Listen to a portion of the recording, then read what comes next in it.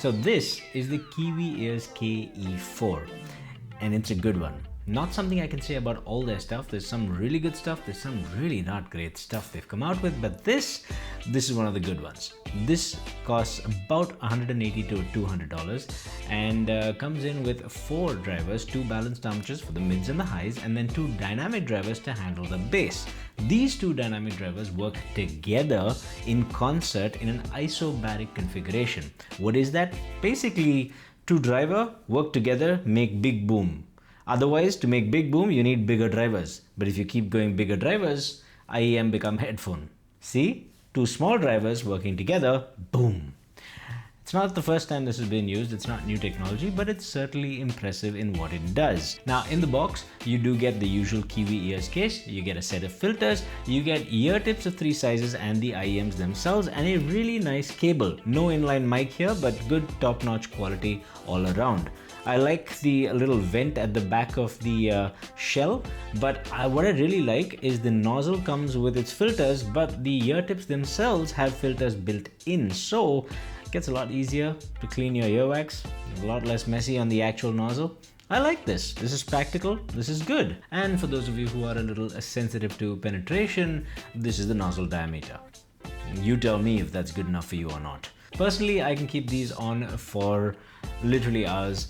Absolutely no fatigue, very comfortable design, even though it is a larger size IEM. Okay, just one thing, Linsol sent me these, I get to keep them. They don't get any say in the editorial. I do have the affiliate links down below though, so if you want to buy anything at all, I get a little bit of that money. So please use that link. Okay, back to the review. Which brings us to the most important part. How does it sound? Well, okay, here's the frequency response for those of you who know how to read it. For those of you who do not, it's really not that complicated in the beginning. So basically, you've got a squiggly line, you've got the frequency ranges, bass, mids, and highs. And basically, if the line is elevated, those frequencies are pushed up. Usually in in-ear monitor style headphones or IEMs, you need to push up bass a little to give you that feeling of bass that you would get from speakers. So usually you'll have some kind of bass boost. How much would depend how colored the music would be. That's one aspect anyway. Then you've got the mids.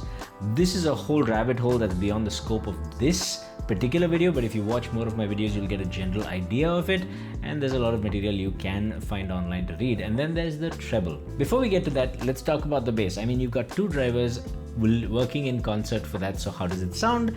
In a word, it sounds a bit bassy. I mean, there's definitely a bass boost. You can feel it, mid bass punches, nice extension into sub bass, all of that is fine. But somehow I felt the bass came across a little bit pillowy, a little bit less tight on impact. That little punch was there, but it just wasn't a tight punch. There was a little bit of fluff around it. I am nitpicking at this point because the bass is fun, it's clean, it's well extended into the sub bass. I am nitpicking.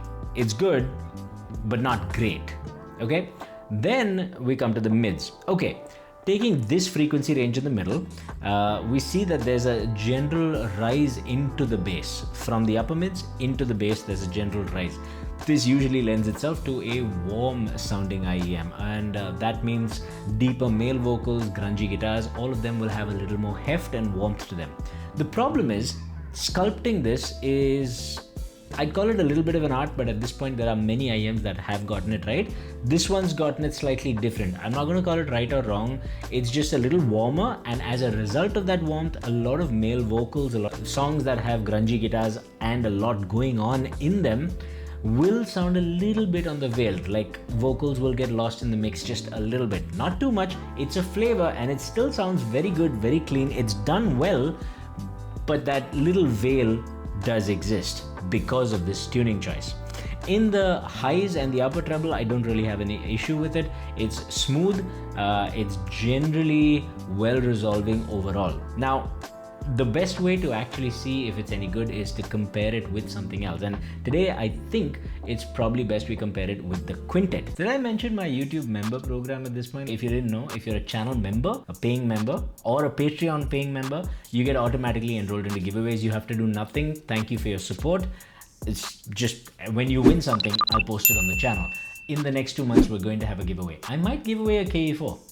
Let's see. The Quintet is another Kiwi ear IEM that comes in at about $220. So not too different from this price point, and so far it has been hands down my favorite Kiwi ears that I have heard, and it's fantastic. Comparing the two, there's a couple of things I want to point out.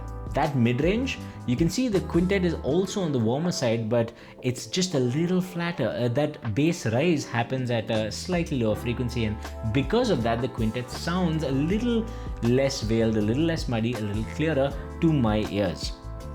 The thing is though, somehow the Quintet's bass sounds slightly punchier, or not punchier, but slightly sharper at the point of impact, just a little tighter in its bass, and I love that. It's really, really nice.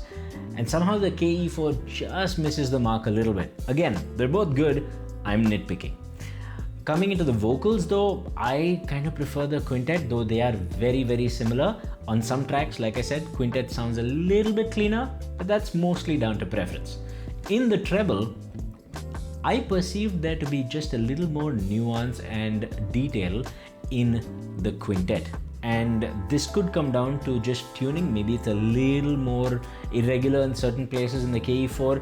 It's hard to read this because on my rig, generally the results become a little bit tough to read in the higher frequencies. Not invalid completely, but just the nuances get a little lost.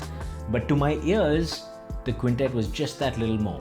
Now, subjectively, in my listening experience, across all the tracks, both the KE4 and the Quintet sounded very similar. They're very close to each other, but also the Quintet sounded, to my ears, a little more resolving in the bass because of the tightness, a little more resolving in the treble, and above all else sounded a little more open and spacious, and that really, really improved the overall experience.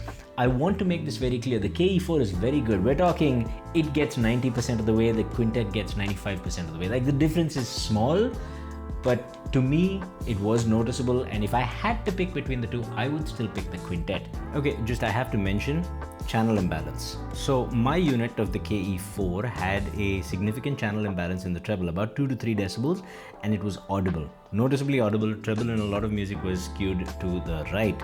And the problem with just the treble, everything else lined up beautifully. The problem with that is you can't just change the channel balance. If you do, the treble will come back in line, but everything else is now off kilter. You have to apply an EQ specifically to the right channel in the treble region to fix this, and that is annoying. And honestly, that shouldn't be the case at this price point or at any price point. Now, it could just be my unit, so I'm going to give them the benefit of doubt, but I thought it would be worth mentioning so that you can go check out other reviews and ask those reviewers if they faced the same problem. If not, then that's great. But either ways, you should buy from a place that allows you to return things easily. Just saying.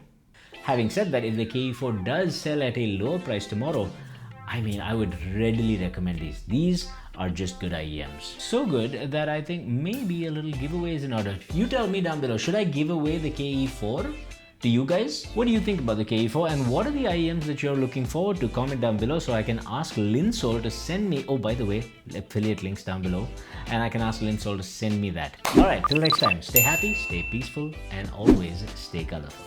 Namaste.